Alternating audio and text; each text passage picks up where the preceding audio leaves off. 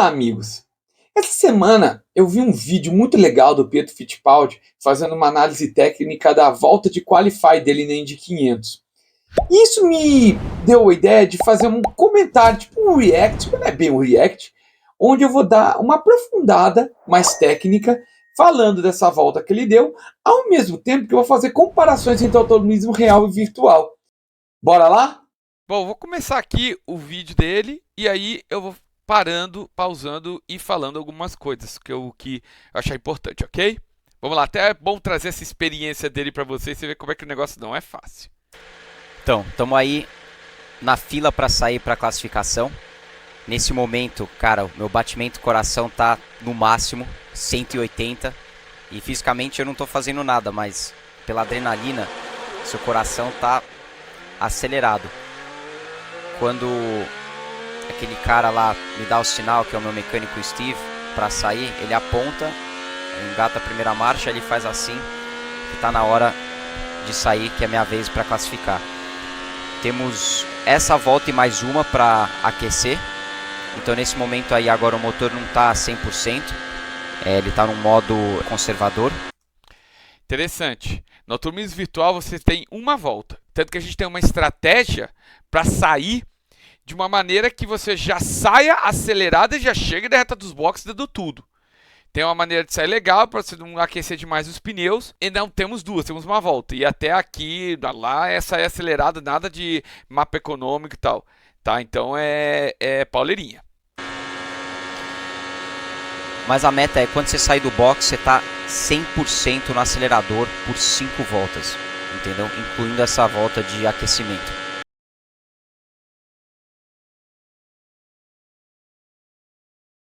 Mais uma volta aí para aquecer.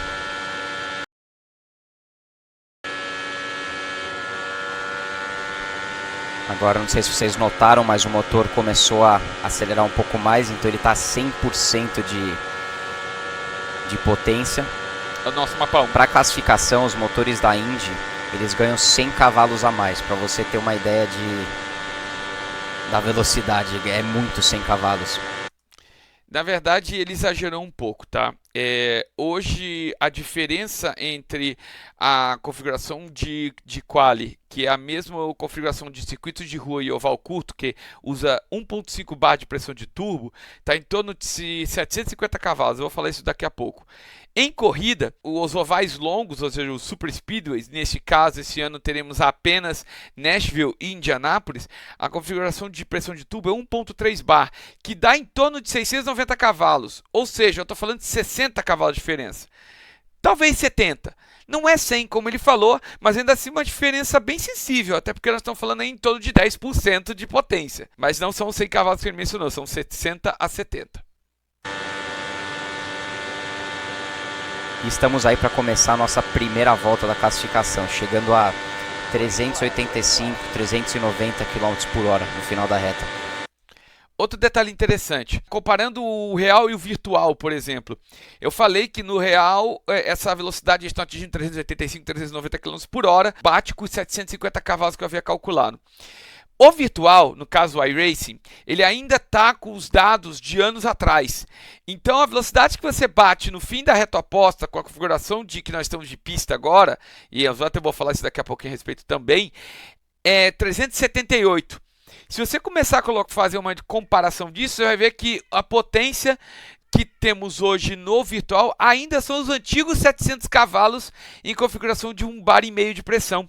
Então aqui nós já temos no real uma evolução de em torno de 50 cavalos, enquanto no virtual ainda está a potência vigente há mais ou menos 2 ou 3 anos atrás, que é em torno de 700 cavalos a 1,5 bar de pressão. Bem baixo. Um pouquinho abaixo da linha branca. Igual ao virtual. Meu volante, eu gosto dele um pouquinho para a direita na reta. Tem piloto que gosta de centralizar o volante. Eu não gosto, principalmente na classificação, porque eu gosto de virar bem pouquinho na curva. Isso na Índia antiga era conhecido como stagger. E era muito comum você ver isso. Quem acompanhou o Indy dos anos 80 e 90 via que o volante era completamente torto. E na verdade era por isso. Você deixava todo o alinhamento do carro virado para a esquerda. Então, nisso você tinha um ganho na hora que você fazia a curva. Só que também você não pode deixar muito alinhado, porque senão você fica andando que nem Siri. Você não anda bem para frente e perde velocidade. Mas neste caso aqui, a diferença é muito pequena. Sutil a diferença, não é como meio boçal como era nos anos 80. Aqui é mais suave. Aí entra isso que o Pietro falou. Tem gente que gosta mais tortinho e tem gente que gosta mais reto.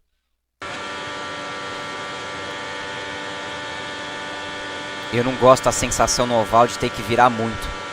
Então eu quero meu volante mais reto na curva, em vez de virar mais para a esquerda, entendeu?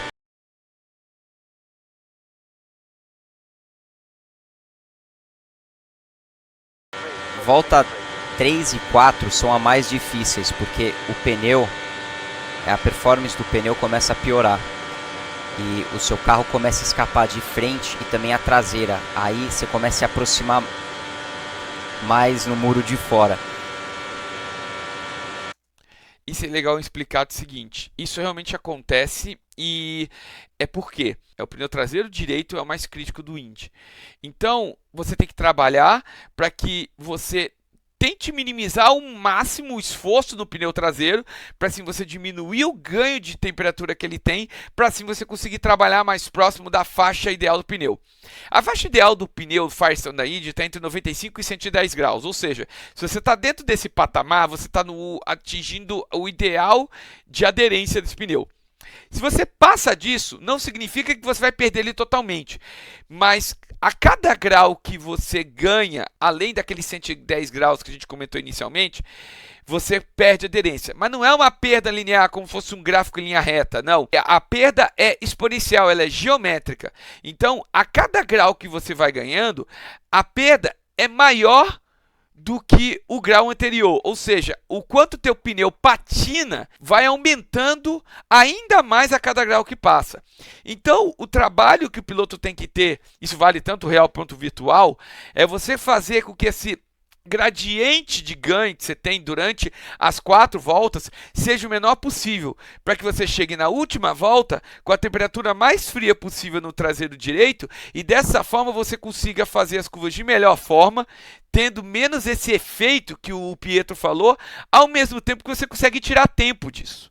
Então o grande segredo é você trabalhar de forma a ganhar temperatura o mínimo possível para ter uma quarta volta da melhor forma possível e ajudar na média, que afinal de contas na Indy nós estamos falando de uma média de 4 voltas para ter o tempo da qualificação.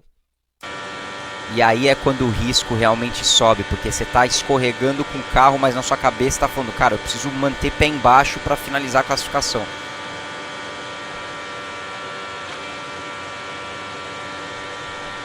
Eu estou reduzindo de marcha no meio da curva, então isso você pode fazer, está 100% no acelerador, mas tem as luzes e também tem um som que vem no seu fone de ouvido, que quando o giro abaixa demais, ele dá um pip, e quando você escuta e você vê as luzes, você pode reduzir. Esse esquema de marcha é bem antigo, tá? No IndyCar dos anos 80 e 90 você já tinha isso, você fazia uma quinta e sexta marcha bem próximas.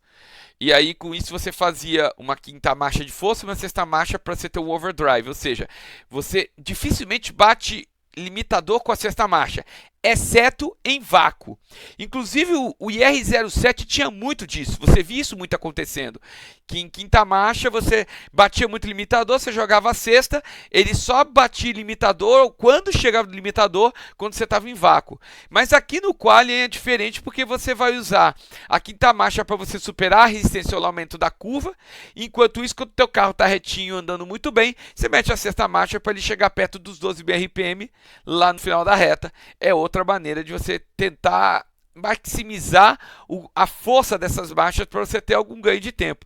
E lembrando, como as médias são muito próximas, os tempos são muito próximos, qualquer ganho de tempo que você tenha, meu amigo, é vital para você conseguir ganhar uma posição ou várias, ou perder uma ou várias.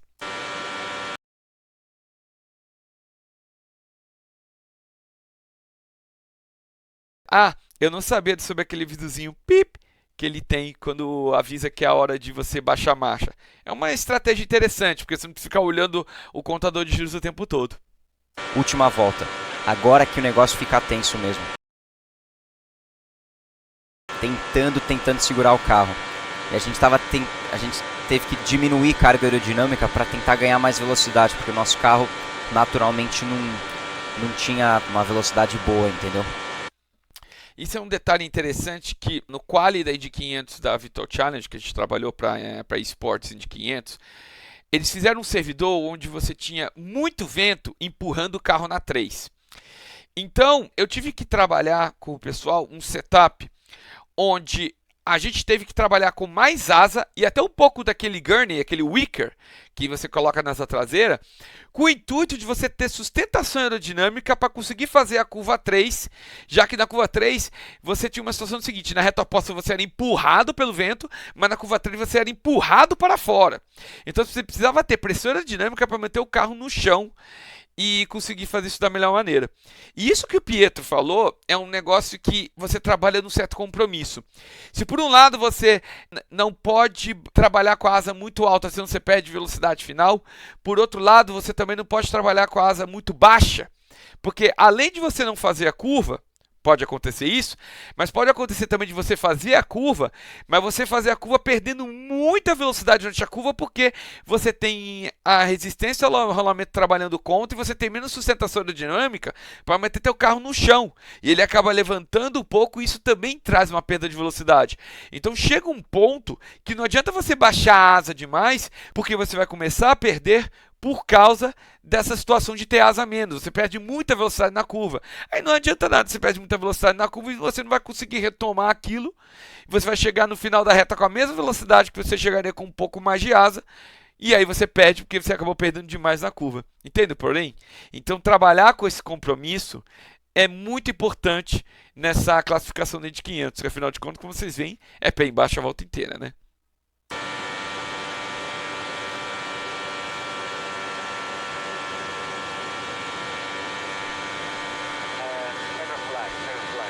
Checkered flag. Boom. É interessante na linha de chegada, onde tem os tijolos, né? Uns tijolos que estão aí há 100 anos. Você sempre sente um... Tipo, quando você passa num buraco assim, dá um... E isso pra mim é o sinal que eu cheguei na linha de chegada, já posso tirar o pé, entendeu? E aí, pessoal, gostaram?